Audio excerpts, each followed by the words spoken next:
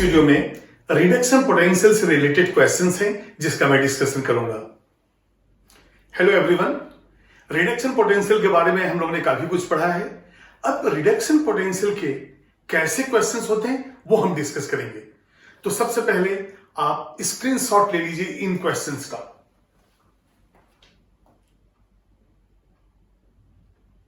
Yes, मैं समझता हूं कि अब आपके आंसर्स भी रेडी हो गए होंगे थोड़ी देर में। अब यहां पे इसके पहले कि मैं ये क्वेश्चंस को डिस्कस करूं, मैं आपको बता दूं कि यदि रिडक्शन पोटेंशियल मिनिमम है तो स्टेबिलिटी भी ज्यादा इसकी है और ये मोर पावरफुल रिड्यूसिंग एजेंट होता है। चलिए पहला क्वेश्चन देखते हैं। In a spoon of copper metal is placed in a solution of ferrous sulphate. इसका मतलब copper is in contact with FeSO4। अभी बताइए, कॉपर आयरन से लेस रिएक्टिव है या मोर रिएक्टिव है? जब आपने हाइड्रोजन का रिडक्शन पोटेंशियल 0 दिया है तो कॉपर था पॉजिटिव, मतलब लेस रिएक्टिव था, और आयरन का नेगेटिव जो मोर रिएक्टिव था। मोर रिएक्टिव मेटल ही लेस रिएक्टिव मेटल को इसके साइड से डिस्प्लेस करता है। कॉपर लेस रिएक्टिव है। FeSO4 में आयरन जो है वो मोर रिएक्टिव मेटल है, तो क्या कॉपर आयरन को रिप्लेस कर पाएगा? नहीं। क्यों? Less reactive. अब यहां पे जो है कॉपर लेस रिएक्टिव है तो Cu प्लस FeSO4 के बीच में कोई रिएक्शन नहीं होगा। तो कोई रिएक्शन नहीं होगा तो आंसर हमारा हो गया डी, नो रिएक्शन। ठीक है, चलिए, which is not true for standard hydrogen electrode. Standard hydrogen electrode में मैंने कहा है कि ये जो है रेफरेंस इलेक्ट्रोड है, टेम्परेचर 25 डिग्री सेल्सियस मेंटेन है, मतलब 298 केल्विन।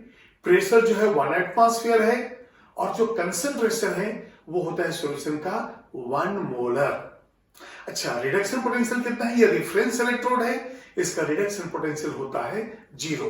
और जो भी इलेक्ट्रोड्स होते हैं, जो भी मेटल्स होते हैं, उनका रिडक्शन पोटेंशियल इस हाइड्रोजन से ही हम कंपेयर करते हैं। तो देखते हैं क्वेश्चन क्या है। Which is not true. ठीक है, H plus ion concentration is 1 molar. बिल्कुल ठीक है, क्योंकि यहां पे हाइड्रोजन गैस पास होता है और HCl का कंसंट्रेशन 1 मोलर होता है। इसका डिटेल इलेक्ट्रोकेमिस्ट्री में आपको नॉर्मल हाइड्रोजन इलेक्ट्रोड में मिलेगा। ठीक है, तो वो वीडियो को वॉच करेंगे आप। फिर है टेम्परेचर 298 केल्विन, 25 डिग्री सेल्सियस, जो standard conditions of physical state है, और pressure of hydrogen is 1 atmosphere. ये भी बिल्कुल सही है। तो रिडक्शन पोटेंशियल 1 वोल्ट, ये रॉन्ग है, क्योंकि रिडक्शन पोटेंशियल कितना होना चाहिए? 0। तो हमारा आंसर हो गया ये। क्यों? क्वेश्चन है नॉट ट्रू। इसके बाद देखिए रिडक्शन पोटेंशियल वैल्यूज, यहां पे 1 2 3 4 डिफरेंट इलेक्ट्रोड्स दिए हैं या 4 रिडक्शन वैल्यूज दिए हुए हैं, जिसमें वैल्यू सबसे कम होगा that will be powerful reducing agent. तो हम देखते हैं वैल्यूज क्या क्या है। यहां पे -1.67, -2.34, +0.34, और ये इतना वैल्यू है। तो यहां reduction which one is the best reducing agent? तो सबसे कम वैल्यू किसका है? इसका है, मैग्नीशियम का, -2.34 वोल्ट, मतलब हाइड्रोजन 0 और उससे -2.34 ये कम है। तो इन सब में सबसे कम ये है, इसलिए होगा मैग्नीशियम आंसर। तो हमारा आंसर हो जाएगा सेकेंड ऑप्शन बी। नेक्स्ट देखिए, the standard electrode potential for 4 elements ABCD are given. चलिए वैल्यूज कौन कौन से हैं? -3.04, 1.05, 1.66, -0.40 एंड 0.80। अब ये बताइए, यहां पे पॉजिटिव वाले को हटा ही देते हैं, क्योंकि यहां पे जो दिया गया है activity means the highest chemical activity, तो ये होना चाहिए मिनिमम ऑक्सीडेशन, मिनिमम जो है रिडक्शन पोटेंशियल होना चाहिए। और वो मिनिमम रिडक्शन पोटेंशियल किसके लिए है? -3.05 वैल्यू, जो किस एलिमेंट से रिलेटेड है? A से। तो आपका आंसर हो गया A। इसको नोट कीजिए। इसके बाद कुछ और क्वेश्चंस, यदि कुछ और क्वेश्चंस हैं जो रिडक्शन पोटेंशियल पे है, आप इसका स्क्रीनशॉट ले लीजिए। उसके बाद देखते हैं क्या है क्वेश्चन और किस तरह से हम रिडक्शन पोटेंशियल को अप्लाई कर रहे हैं। Question number 5, the oxide which can be reduced by hydrogen is. अभी देखिए, यदि हाइड्रोजन रिड्यूसिंग एजेंट है तो हाइड्रोजन का जो रिडक्शन पोटेंशियल है वो होना चाहिए उससे कहीं कम जो मेटल है, जो उस ऑक्साइड के अंदर मेटल है। अब यदि मान लीजिए हम सोडियम, कैल्शियम, पोटेशियम लेते हैं तो इनका रिडक्शन पोटेंशियल ऑलरेडी बहुत निगेटिव है। क्यों? ये मोर रिएक्टिव है हाइड्रोजन से, और हाइड्रोजन से जो लेस रिएक्टिव है वो है कॉपर। तो कॉपर का ऑक्सीडेशन रिडक्शन पोटेंशियल जो है वो है पॉजिटिव, और हाइड्रोजन का कितना है? 0। इसका मतलब हाइड्रोजन Na2O, K2O और CaO से तो उन मेटल्स को नहीं निकाल पाएगा, लेकिन कैल्शियम कॉपर ऑक्साइड से जो है ये बिल्कुल निकाल लेगा। तो यहां पे आपका आंसर हो जाएगा CuO। ठीक है। इसके बाद देखिए इस रिएक्शन, एक रिएक्शन दिया हुआ है और पूछा गया ये पॉसिबल है कि नहीं। देखिए ये पॉसिबल तभी होगा जब एल्यूमिनियम मोर रिएक्टिव हो उस आयरन से, और आपको मालूम है कि aluminium is more reactive. More reactive का मतलब हो कि इसका रिडक्शन पोटेंशियल कम।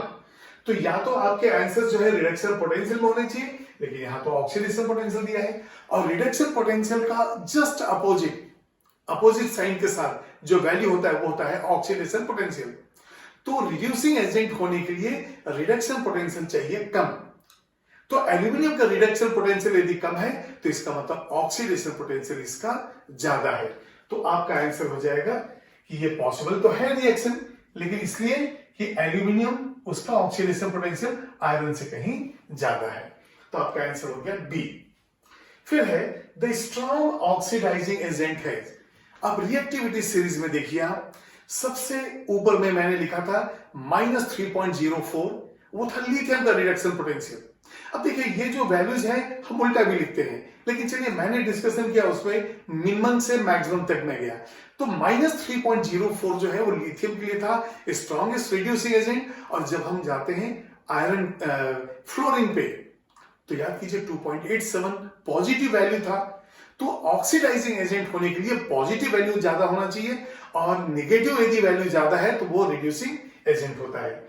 तो द स्ट्रॉन्ग ऑक्सीडाइजिंग एजेंट, अभी बताइए यदि ऑक्सीडाइजिंग एजेंट है तो जैसा आप याद कीजिए lithium reducing agent, fluorine oxidising agent.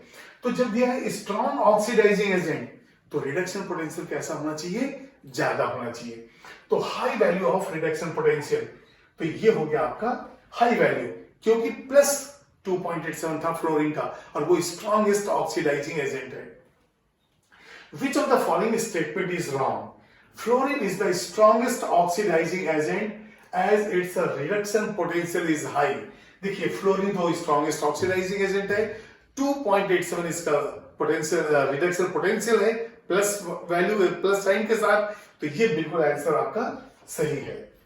Out of copper, silver, iron and zinc the metal which can be displaced which can displace all other from there sides. अब ये बताइए इनमें सबसे ज्यादा रिएक्टिव कौन सा है? ये आपको मालूम है कि कॉपर हाइड्रोजन के नीचे है, सिल्वर भी, और आयरन, जिंक, और जिंक जो है इन सब में सबसे ज्यादा रिएक्टिव है। मतलब जिंक जो है सभी मेटल्स को इनके साइड से रिप्लेस कर सकता है। तो आपका आंसर हो गया जी, Zn हो गया, ये डी आया गया आंसर आपका।